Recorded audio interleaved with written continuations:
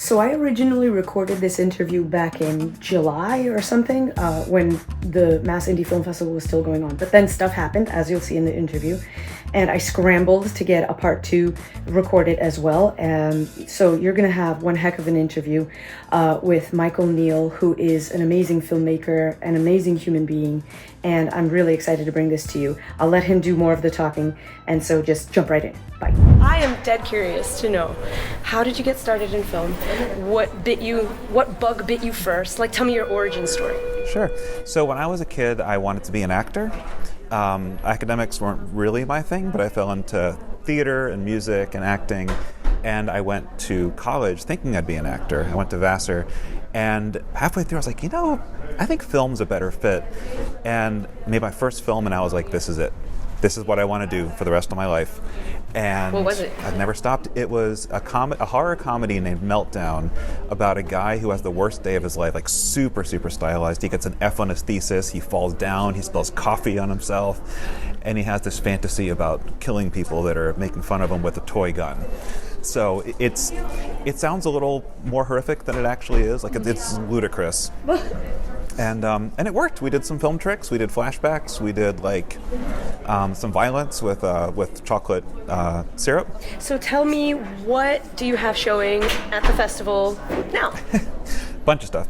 So the first one is a film that I made with my family during COVID. Roger Corman, legendary independent producer and filmmaker, put out a challenge within about the first month for filmmakers to make a movie using nothing professional. So I couldn't use my nice camera, nothing like that. We did it on my iPhone and cut it together, and it was another installment in Jasper Tales, which is films that my son would make up when he was little. He would just tell me stories into a microphone, and I'd animate them. And of course, I wasn't going to animate this. That's a lot of work. But he told me a story into my phone, and we did a live-action version of it. It's called Jasper Tales: The Toilet-tastic Adventures of Karate Chop. And I love it so much. and it actually already won an Indie Spirit Award. Indie Spirit Award. I know, which is amazing. I know. So that I'm involved with. I have a short screenplay that's here nominated for Outstanding Achievement called Radio Waves that I wrote with one of my best friends and filmmaking partners, Joe Lemieux. It's like a black and white ghost story. Well, it's in a script, so it's not black and white, but it will be. I was the gaffer, so I did the lighting for She Who Dared, which is playing Sunday. I was the DP and colorist for Killing with Kindness, playing tomorrow. And I was the colorist on Insurgent, which is Joe Lemieux's black and white art house western that is finally playing, that got kind of buried in the pandemic. So I feel like there might be one more thing I'm involved in. I know, but right? It's like you forget things. Yeah, You are all over. Like, you're all over the community. You're like helping people with projects, doing your own project. How do you fit that in with within the demands of being indie and money always being tight and needing a jobby job and being a parent? How do you juggle all of that? It's tough. I've done it for a long time. Like, one of the first things I realized out of college, I naively thought, oh, I'll get a job in film and I'll be happy. And I interned at an animation studio because I'd done animation. And I realized the first and most important lesson of being an artist is, if you want to be professional, either you're the kind of person that likes to go to a cool studio or the news or something and do fun stuff and be happy, or you want to make your own stuff. And if you take that job, you're not happy because you spend all day doing someone else's work, and then you have no time for yourself. I'm in that latter category, big time. So I decided to freelance. That was in 2002, and ever since then I've just been juggling all my jobs. So I get freelance gigs.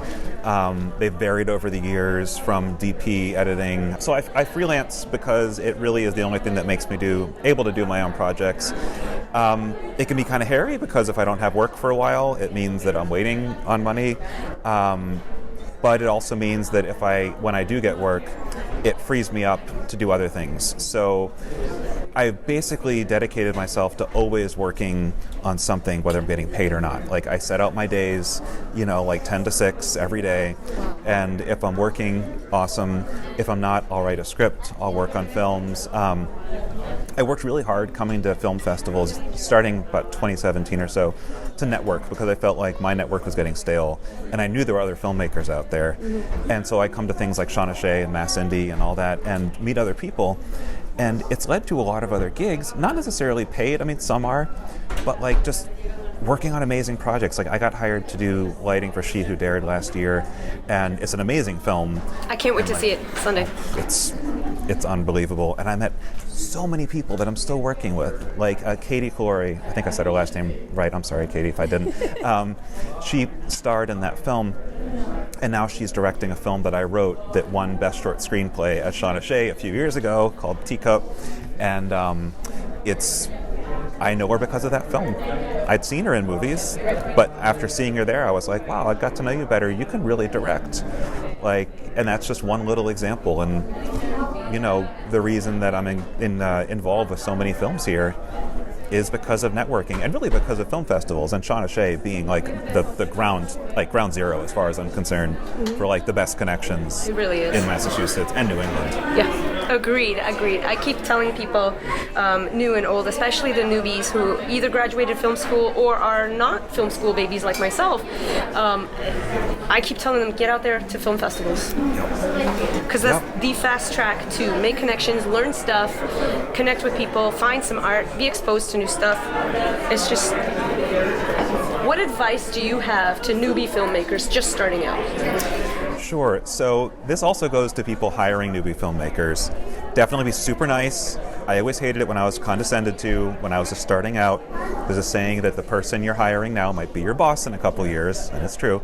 But to newbies, that kind of plays into it. Be really nice. Just do what people ask you to do. You don't have to chime in with your own ideas. Even if you see something going wrong, actually wrong, it's not really your job to come save it. That's more of a negative thing. On the positive thing, network, get out there, find your tribe. Don't be afraid if you find people you don't work with to just move on. You do not have to badmouth anybody. You don't have keep it to yourself. And the other thing too is encouragement is free. You could go to a place and see all tons of movies. I would love to work on so many more movies than I can. I'll hear someone make a movie oh, I wish I could work on that, but it's no, I just can't. So get out there, be encouraging, network, meet other people, try different things, don't have an ego, and when you're ready, try to make your own thing, or just figure out where you fit. Yeah. When I got hired for She Who Dared, I was hired as a gaffer doing lighting, working for Chris Esper, the DP. It was amazing. I hadn't worked for a DP in 15 years maybe, but I loved it because I got to try something new.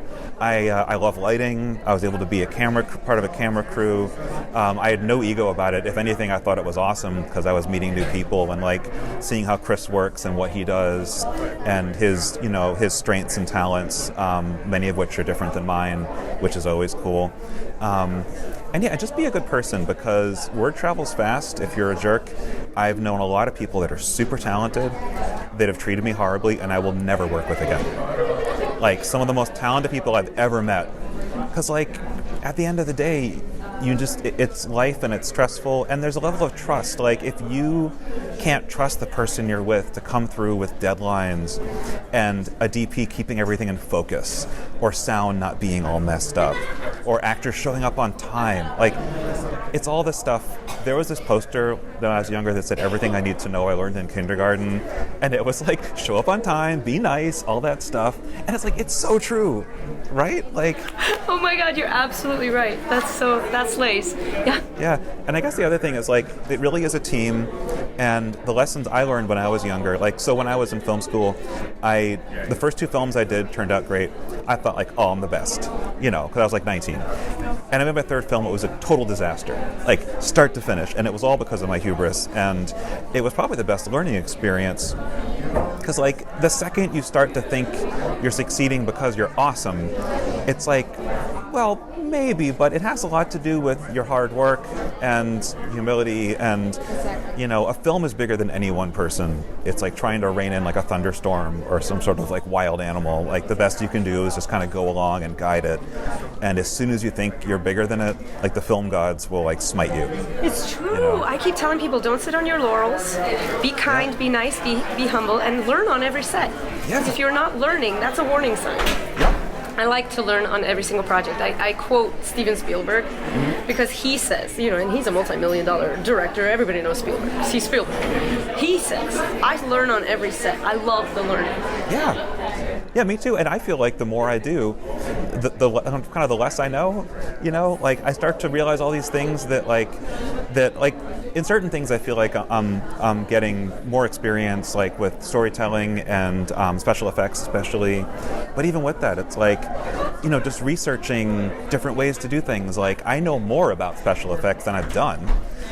And I know there's amazing experts out there, or like I've done color grading for years. If I have a question, I go onto some forums, and some of the guys and girls there are like, they're light years beyond what I know. And I think I know enough. I know enough to get hired, but like, this is crazy level of talent and knowledge, and the whole industry is full of people like that. And I'm sure to them, they see someone else, that has even more knowledge, and they're like, oh my God, I can't believe how good this person is. So, be humble. Exactly. But this also brings up, there's a balance to strike between being humble and also getting crippled by imposter syndrome. Yes. What do you say to that? Just commit yourself and do it. Like, I always feel like the things I worry about that are going to go wrong are the things that almost never do. Like, there was a special effect in Celophaeus that for the entire time, even when I was cutting it, I was like, this is never going to work. Like, it's not the fault of anybody involved in it.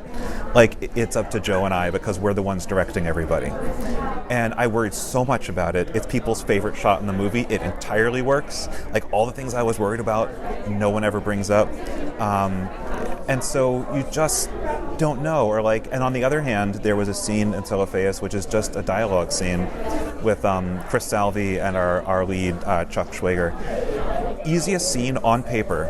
The entire thing was a nightmare. We were filming in a rocky area where there were people everywhere. We couldn't use any of the sound. There were boats in the background. I was trying to frame out. The gimbal didn't work, so I was doing the whole thing holding a monopod. Like, the footage wasn't happy, and DaVinci, when I was editing, it kept skipping. Like, every single thing. We had to recut it. Chris had to come in and do ADR, like serious ADR, and which meant Chuck had to also, like, even though we had like 5 lines, everything was hard from start to finish, and you'd never know. Like, when people ask what's the hardest scene, it's like, that's the last one you'd imagine. Because a scene could be anything. There's no special effects. There's no nothing. There's no puppets. There's no monsters. There's no blood and gore. That stuff was easy. Yeah. That's amazing. What do you say to somebody who wants to make a film but doesn't know how, or maybe afraid to start? What do you say to that person? So, first off, just go ahead. Do your best. See what happens. Everybody deserves the right to succeed and fail, no matter how much you've done. Take your time, learn what you can, and keep things simple. Like, one of the most basic things you can do is plan all your shots with a shot list, or ideally storyboards. I prefer storyboards. I know some people don't. That's fine. And follow your screen direction, that's the most important thing, I think, where, if you're filming 2 people, then person A is on the left, person A is on the right, and they're always in that, orientation. It's called crossing the line. You can read about it pretty quickly. I'm sure YouTube has good tutorials on it. If you can follow that, you will be ahead of the game. Like, I had a professor in college that once said he was on huge sets with people making millions of dollars arguing about it and still getting it wrong. So, like, the foundations of filmmaking are free to everybody. Like, those are our tools. When we made Celophaeus, which is an ambitious, Lovecraft fantasy with stuff like that, everything we did was film school tricks. Nothing is complicated in it. It's all planning and just being confident and just going for it. Like, there's so many reasons not to do it. Like, when I write scripts, sometimes I get these thoughts in my head of this isn't going to work. And it's like, I haven't even finished the script yet. Like, I've not even on set. We haven't cast. We haven't done anything.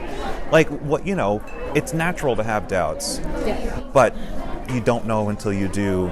And applaud yourself when you're done. It doesn't matter. Like I said, I've had films that have worked. I've had ones that are complete disasters. You finished a film. I've shot numerous films that are on someone's hard drive and will never get finished. I've never seen the footage. And the worst film ever made, and that's all subjective, by the way. It's, one person loves it, one person hates it. It doesn't matter. But the worst film that you think is better than a film that's never been done.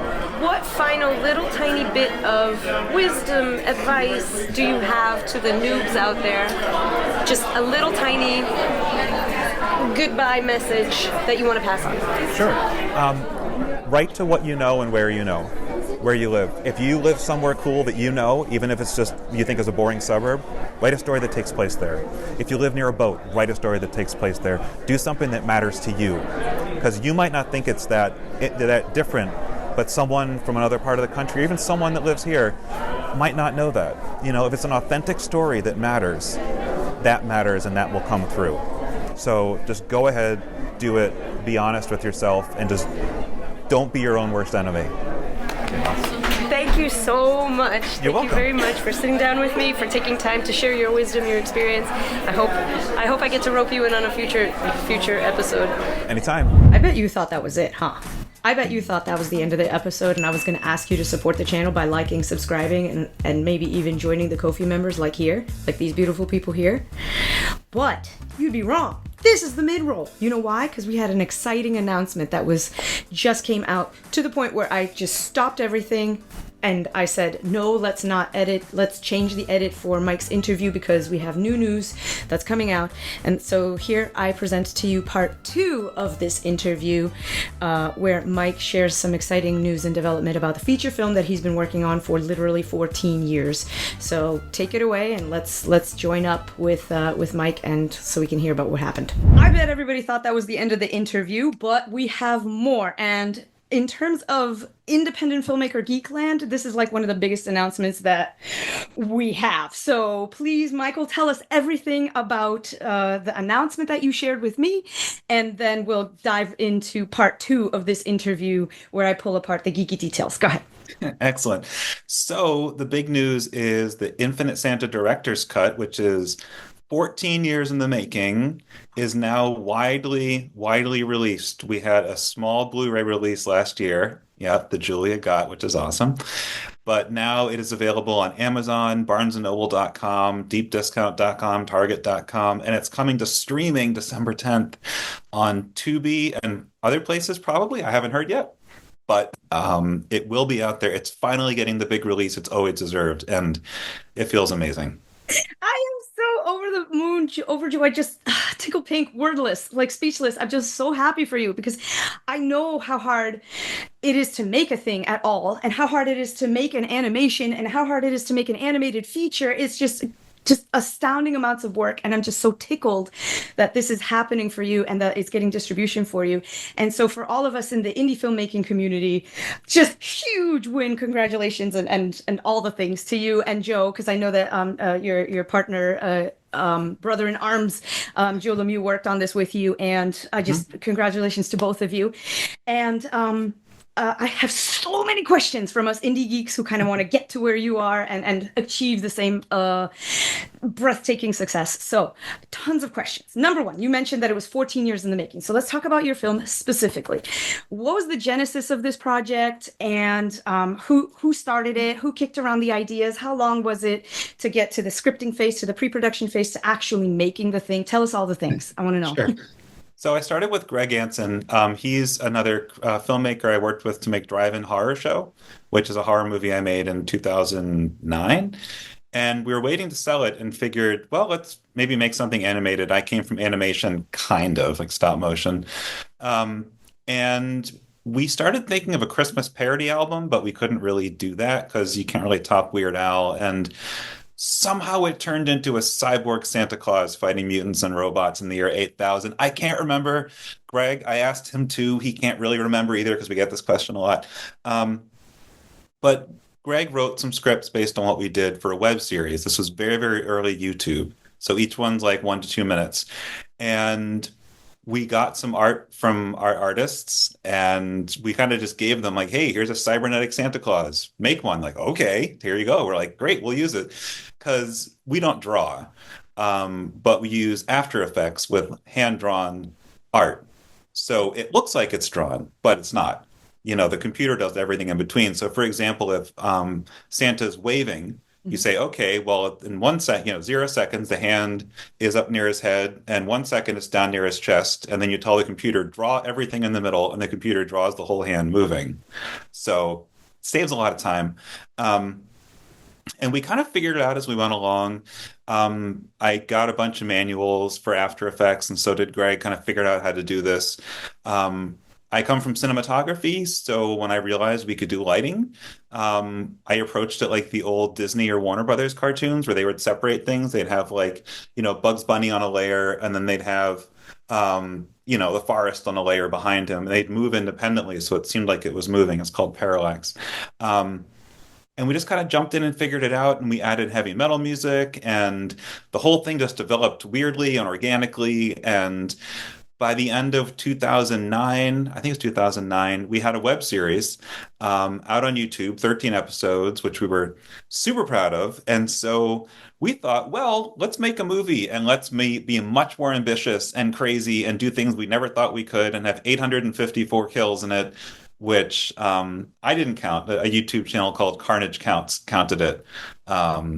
It's like 9.048 kills per minute or something like that. I love it. I love that Yeah. somebody out there counted it. I'm gonna give him a shout out in the notes below. That's so fun. It's amazing. Obviously, it's a spoiler for the whole film, but it is for anyone that's watched it.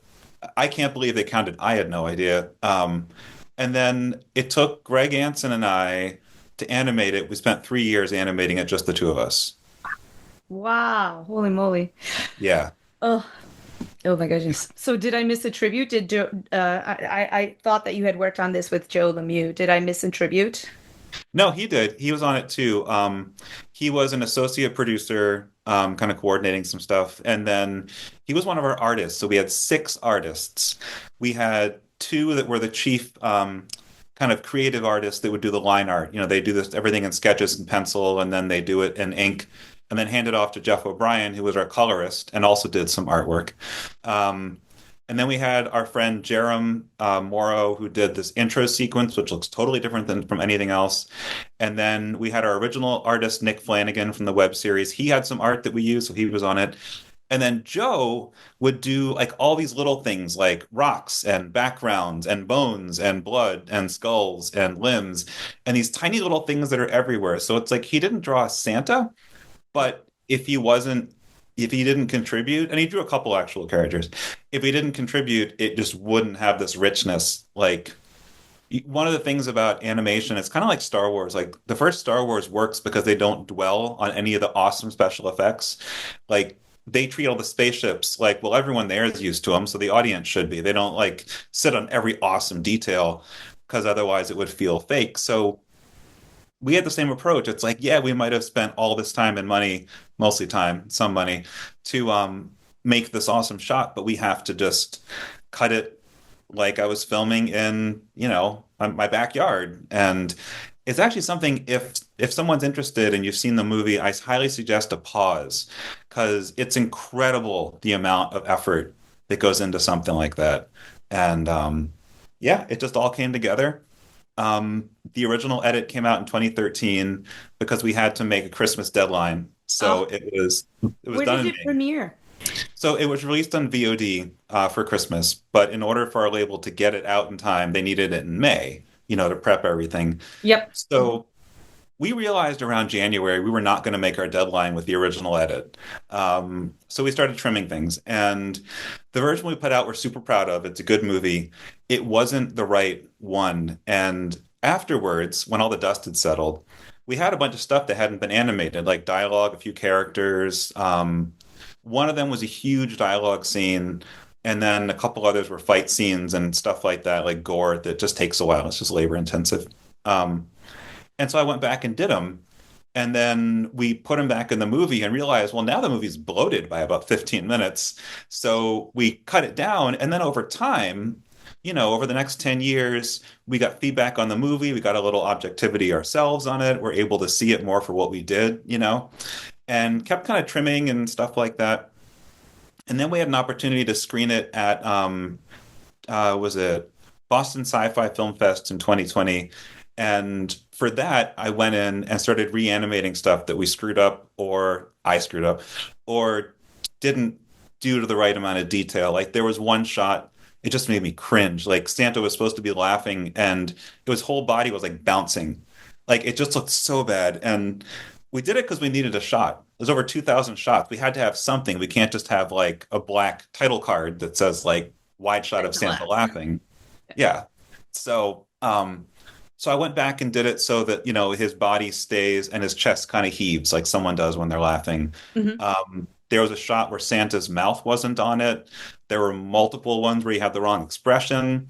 There were pixels floating everywhere. One of the characters didn't talk nearly as much as he should, as in like there was no sync sound on Right. him. Lip Um, flaps. yeah, yeah. So this is the actual real version, and it's a huge lesson in killing your darlings to get the film done, and then having a rare opportunity to go back and really fix something. And I say fix, but it's not entirely, because there's still stuff I'd love to trim. Like I think some of the battle scenes go on a little long, but everything's mixed, so I can't just trim out 3 kills for 3 seconds because it's gonna skip. Right. So some things we could do, like intercutting, or there were scenes that were easier to trim. But some stuff is like, I mean, I'm super proud of it, but it's exhausting. Like you need a nap afterwards, and I think that's part of it. So that's the quick version of everything that happened. Oh, that's so crazy. I mean, and everybody on this team was working on other things as this was all going on. Like you guys made the version, then you sort of had a break, and then you tinkered on the side, but you guys were still doing like other projects at the same time. Like you did She Who Dared. I know that Joe Lemieux like wrote 1.5 million other scripts. I'm sure Yeah, that everybody else that you just listed is like, got other projects that they were cooking as well. And so, I mean, it's great that you guys are like all so tight that you collectively like come back to it, and prioritize this project also, even though it's taken so long and most people are like, okay, I'm done, move on. But not but this team like is really nurturing this until it's happy to the point where everybody feels pencils down, let's go. So for I sure. love that. Okay, let's talk about the VOD journey, because I know that a lot of independent filmmakers, when they first get started, that's one hurdle, like to make a thing. But then you have the thing, and then you have a feature thing. And now you're like, okay, what now? Where can I distribute it? How can I put it into theaters? That'd be nice, Can you walk us through the VOD journey? Like, how did you get that kind of connection, and what you had to do for it? Like, why was it in May, for example? And then I'll ask you about your current distribution too. Sure. So it's kind of a funny, well, not funny. It's a series of unfortunate timings with life in the industry in some ways. So this journey starts with the film I did before with Greg Anson, as a co-creator, drive-in horror show. It's an anthology film like Creepshow, and when it came out was pretty much right when piracy started. So Oh, instead of getting tons of DVD sales, I got like 100 Google alerts that had shown up on pirate sites. And I'm like, okay, great. So it doesn't matter how well it did. If people loved it, I mean, not everyone loves everything, but we have great fans, yeah. but it was limited. So then when we did Infinite Santa, we started when YouTube was starting, and there was you could generate some ad revenue, but it wasn't like it is today. It hadn't really figured it out yet. Mhm. So we were proud of it and we had fans. We didn't really know where to go with it because there was no direct. And so when we did Infinite Santa, we set it up for the nerds out there. We used ProRes 4444, which is like a higher res version than 422 Mhm. HQ that most people use. Yeah, Um, I definitely use it. oh yeah, no, you I'm sure are super nerdy about this stuff. But the reason we used 4444 is because it can get transferred to 35 millimeter film. Mhm. And the day Infinite Santa came out, all theaters went digital. So it's like, Ah! I know. And it looked beautiful. We did a test, a transfer of one of our trailers and played it in a movie theater in Belmont, and it looked amazing. So maybe someday. It's still the same format. It could get transferred anytime. Yeah. And so the reason we had to make the May deadline is because the company had to take our master, files and figure and compress them so that they could play online, Mhm. on YouTube, and it was on Roku and Amazon and Tubi and all these other great streaming places. And they had to have time to make the artwork, the Okay. poster, which you can So see over they're my responsible head. for making the artwork? Like, I thought you guys were like going to provide them with all of the, like, you had to provide them top to bottom with all of the things. This is the still for this. This is the freeze frame for this and all that stuff. Yeah, we did. They wanted to create something original, so we gave them the Santa with the guns and the reindeer and all that, and they made the title and the explosion and the lightning based on what we had, which is pretty wild. And then we had to give them all the audio tracks. They all need to be separate. You have the M&E, which is music and effects. You have dialogue, and one of the reasons they have them separate is so it can be dubbed. So if this was only North American release, but if it had gone to say France, then you could pay someone to dub all the lines, in French Right. and And just then they'd have to sound mix it separately. Yeah, that makes perfect sense. So yeah, did you right. have Because if you had to have multiple exports of those different tracks, dialogue track versus music track versus sound effects track. Wow. That's yeah, intense. yep, yep. Oh, And then the company has to work with the companies they get in touch with, and they need to arrange press and all that stuff takes a while, and you really need to make sure that the companies that are distributing your film have time to put it into their schedule because they're looking for Christmas films. And, other movies can come out kind of other times of the year. I mean, Halloween's good for horror movies, and, you want romances in like, February and stuff. But generally speaking, you can release an indie film pretty much any time. But ours needed to be this particular date. yeah. So it was just, and it's like the first version was an hour 35, so that means that you make the hour and 35 movie, you sit there and watch the entire thing, make sure it's not screwed up, listen to all the tracks, have someone else do it, watch it on the TV, all that stuff. So that was really the lead time, was that May deadline. And then you kind of pass it off to the company, and they do what they do. And credit to them that they tried their best to get it out there. It just, the market, they found the same thing we'd found when we talked to people. Like, it's great, it's really weird, I have no idea what to do with it. And it's like, well, thanks, I guess. And that was the response they got when they pushed it out. So it existed on VOD for the past 10 years or so, 11 years, and just organically grew an audience. We couldn't really advertise it. We have social media, but it's so obscure and bizarre that, people just slowly found it. But I'd hear from people every once in a while, like, whoa, do you find this movie? This is nuts. So it's either like people either give it like a 10 or a zero, which Yeah. is, that's cool. I'm cool with that. I'm curious about what company was it and how did you get in contact with them so that they wanted to distribute your film? Did you win an award at a festival and caught the eye of a distributor, or did you know a guy who knows a guy, or how did it come to pass? And in 2022, I sat down with my son Jasper at Christmas, and I had a Blu-ray that we'd shown at one of the screenings because it also screened at Gen Con and a couple other places, that the director's cut. And I showed it to him. And when you make a film, you're kind of tired of it, you're sick of it. Like, I never want to see this thing again. But I was like, yeah, whatever. You should probably see it, see what your dad's done. And it was great. I was like, kind of, it had been so long, I kind of forgot the stuff we achieved and how proud I was of it. And I was like, we got to put this out. And I talked to my really good friend, Jessica Dwyer, who works for Horror Hound Magazine and Joe Blow and a bunch of stuff. And she's awesome, and she's in the industry. She's a producer on the In Search of Darkness films, which look at old sci-fi and horror and fantasy, and just an all-around great person and good friend. And she said, well, I'm going to Horror Hound in March. Maybe I can ask the Synapse guys and walk up to their table and see if they want it. I'm like, yeah, sure. Thinking to myself, like, this will never work. Like, Right. I mean, they're a great label, but why would they just take our movie?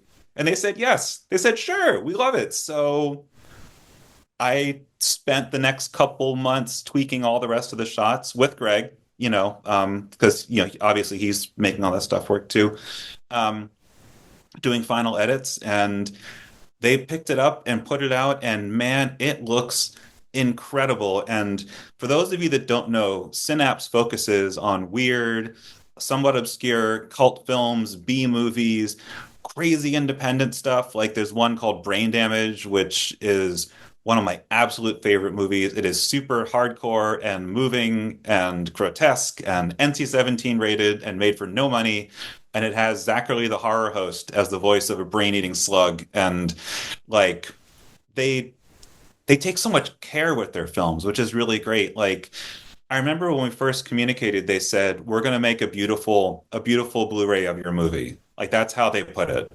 And, you know, distributors don't have to do that. Like, you know, I mean, you get all types, I guess. But so it was pretty awesome. And then to see what they came out with, like, just blew me away. I mean, the only thing we really had that we contributed aside from the film was we'd already started working on a poster because we were going to release it ourselves, you know. But I mean, I think we probably would have run into the same thing we've been running into, like slowly, you know, that we had been before this, kind of slowly building an audience, but not getting the push that this label now gives us. You know, it's a huge thing. Can you hear Jasper in the background with the dishes, by the way? No. Okay, good. But I can ask him to stop because he's doing his chores. No, it's good for kids to do their chores. Yeah, yes, it is good for them. So that's absolutely amazing. And Synapse sounds like a really, really wonderful like entity. Do they only do horror films or do they do other stuff too? Oh, they do all sorts of stuff. I gotta look them up. Oh yeah, you'd love them. They specialize in cult stuff, sci-fi. They have a lot of erotic movies from the 70s and stuff. Like they have Triumph of the Will, which I find interesting. Um, you know, for like educational stuff. What think of it this way. If you ever, for any listeners, well, I mean you too, of course. If you ever went to the video store as a kid and walked in and walked past the like, you know, 30 Hollywood movies they had into all the other stuff with like cheap looking boxes or things you'd never heard of or, you know, Silent Night, Deadly Night 5 or something like that. Like this is the stuff they pick up. And a lot of it's almost archival. It's like they represent films that might have been lost to history. And not only that, they'll do everything they can to get original prints, original transfers and color grading, unrated versions, films that never got a big release, films in public domain. Like, it's a perfect place for us. And when fans of theirs hear that we're on it, they're like, oh, wow, I have to get it just on their name, which is Wow. amazing. I Yeah. mean, it sounds like it's actually a distributor that really, really like genuinely loves the craft of filmmaking. Hmm. If Yeah. they're going through all the trouble to like dig up stuff so that it doesn't get lost to time and they really take care of every single film that they have. I like the vibe. I like the vibe of a place that will take care of films and therefore filmmakers and the artists that contribute to that stuff. That's so, so cool. Oh, Yeah. that's really exciting news. I'm super excited. So tell everybody what's the debut date for the streaming and all the things. Sure. So it is due to come out on Tubi on December 10th, which is a free streaming service that you can find on Roku. I mean, it's all over the place. It's online too. And probably other streaming places. I don't know exactly yet, but check your local VOD watching place. And actually that's just good advice in general if someone's watching this, you know, a year from now or 6 months. A lot of times indie films will change where they show up. You know, that the company that puts them there will sometimes change things and the filmmakers don't always know. So it's important if you are looking for it, just do a search. Maybe it shows up somewhere else. Who knows? But yeah, that's how you can do it. And of course, the Blu-ray is also on sale. I believe if you order now, you get a limited edition slipcover version. They only printed 1,000. Oh my goodness. I have the DVD from when that came out, but everybody go out there and get yourself some copies of the Blu-ray for sure. Yeah. Are there, refresh my memory, because there are special features on this, so all you film geeks will definitely have stuff to watch after you watch the movie. So please go check it out and order it because it's amazing. It really is awesome. Especially if you're a horror fan. And even for people like me that are like movie fans in general. But if you're a hardcore horror fan, oh my God, like the body count alone should have you salivating. So Yeah. Yeah. It's pretty wild. it's just so funny. It's wonderful. I love it. Thank you. Okay, so that's pretty much all I have for you. Michael, congratulations again. Thank you so much for sitting down with me and letting me nerd out with everybody who watches this channel to congratulate you on the success. All right. Thank you, Julia. Love it. So I hope you got a lot of value out of that. I hope you had a lot of fun watching it. Thank you again to Mike for letting me interview him not once but twice. Thank you for sharing the wonderful news about Santa. Infinite Santa 8000. Go out and get a copy. I promise you, this is one funny way to spend Christmas Eve. It is so fun. I think you'll really, really enjoy it. Links to everything is below. Now I'm going to pitch to you like, subscribe, and all the things. And for all of you independent filmmakers out there, actors, writers, whoever you are, I hope that this puts some wind in your sails and some fire in your bellies to go out there and make some art. And if you want to hear another wonderful interview with another wonderful local independent filmmaker who's been doing this for so long, I don't even know how many years he's got under his belt, and award-winning projects left, right, and center, check the link over here for my interview with filmmaker Chris Esper. Thank you everybody again, and I'll see you over there.